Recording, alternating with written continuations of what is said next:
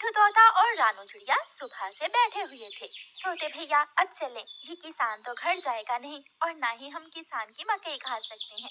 रानू चिड़िया, लेकिन वो कालू कौवा कैसे हर रोज किसान की मकई ले जाता है? वो कल भी मेरे सामने किसान की मकई खा रहा था। मैंने पूछा तो कहने लगा ये किसान के खेत से लाया हूँ। वो एक नंबर का चोर है, किसी न किसी तरह वो मकई चोरी करके ले जाता होगा। किसान खेत में काम कर रहा था और चिड़िया और तोता बिना मकई खाए ही जंगल वापस चले जाते हैं। हाँ भी तोते और चिड़िया, बताओ क्या आज तुमने किसान के खेत से मकई खाई है? ना, हम तो सुबह से दोपहर तक पेड़ पर बैठे रहे, लेकिन वो किसान है कि घर गया ही नहीं और हम थक हार कर बिना मकई खाए ही जंगल लौट आए। मैं तो जा रहा हूँ, पेट भर मकई खाऊंगा भी और अपने साथ भी लेकर आऊंगा।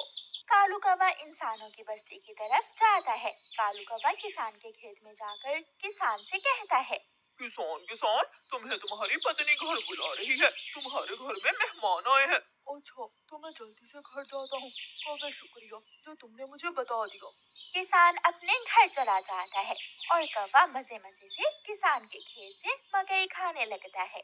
नहीं, मैंने तो आपको नहीं बुलाया। क्यों मेहमान नहीं आए थे? तो फिर उस काले कौवे ने मुझसे झूठ क्यों बोला? कौवा झूठा है, मैंने तो उसे नहीं भेजा।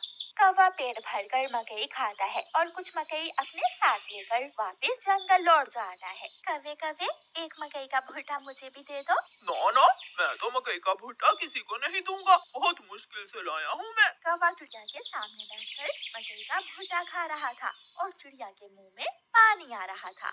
दूसरे दिन कौवा फिर से किसान के खेत में जाता है और किसान से कहता है, किसान, मैं अभी तुम्हारे घर से आया हूँ, तुम्हारे बेटे को तेज बुखार है, जल्दी से घर जाओ। कौवे की बात सुनकर किसान घबरा जाता है और कुछ सोचे बिना अपने घर भाग जाता है और कौवा मजे से मकई खाने लगता है।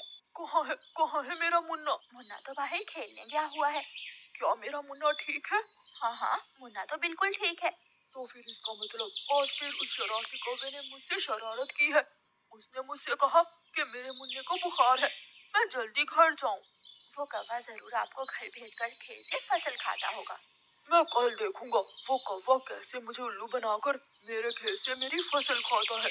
कौवा जंगल जाकर बहुत खुश था। वो जो मकई अपने साथ लाया था वो तोते और कबूतर के सामने बैठकर खाता है। वाह, मजा ही आ गया, ये मकई तो बहुत स्वादिष्ट है। यार कौवे, थोड़ी सी मकई मुझे भी दे दो। हाँ ठीक है, अगर तुम मेरे घर का काम कर दो तो मैं तुम्हें भी मकई दे सकता हूँ। मैं भी करूँगा, मैं भी कभी आपके घर का सारा काम करूँगा, मुझे भी मकई दे देना। ठीक है, तो फिर जल्दी से मेरे साथ आ जाओ। कौवा कबूतर और तोते को अपने घर ले जाता है। तोते, तुम जल्दी से मेरे घर की सफाई सुथराई कर दो और कबूतर तुम जल्दी से मेरे सारे बर्तन धो दो, फिर मैं तुम दोनों को मकई दूंगा। फिर कबूतर अपने काम में लग जाता है और तोता कौवे के घर की सफाई सुथराई करने लगता है। दोनों अपना अपना काम खत्म कर देते हैं। कौवे, मैंने काम कर दिया है, अब मुझे मकई दे दो। मैंने भी काम कर लिया है, मुझे भी मकई दो। कौन सी मकई? चलो भाग जाओ यहाँ से तुम दोनों, मैं तुम्हें कुछ नहीं देने वाला। तुम धोखेबाज हो, तुमने धोखे से हमसे अपना काम करवाया और अब हमें भूखे ही भेज रहे हो। कबूतर और तोता वहाँ से चले जाते हैं। कौवा हर रोज की तरह अगले दिन भी किसान को पागल बनाने के लिए किसान के खेत में चला जाता है। कौवा किसान के पास जाता है और किसान से कहता है, किसान, मैं अभी देख कर आया हूँ, तुम्हारी गाय जंगल की तरफ जा रही है, शायद उसकी रस्सी टूट गई होगी। मेरी गाय को तो शेर खा जाएगा। कौवे, मैं जल्दी से जाकर अपनी गाय को बचाता हूँ। किसान वहाँ से जाता है, लेकिन आज किसान थोड़ी दूर जाकर पेड़ के पीछे छुप जाता है। कौवा किसान के खेत में जाकर मकई खाने लगता है। तो ये कौवे का बच्चा इसलिए मुझे हर रोज किसी न किसी तरह खेत से भेज देता है।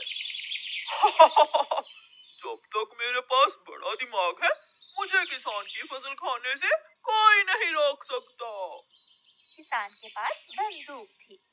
किसान बंदूक चलाता है और गोली सीधी जाकर कौवे की टांग पर लगती है। कौवा बहुत मुश्किल से वहाँ से भागता है और किसी न किसी तरह अपने जंगल वापस पहुँच जाता है। वो अपने घर के बाहर आकर गिर जाता है। हाय, मर गया।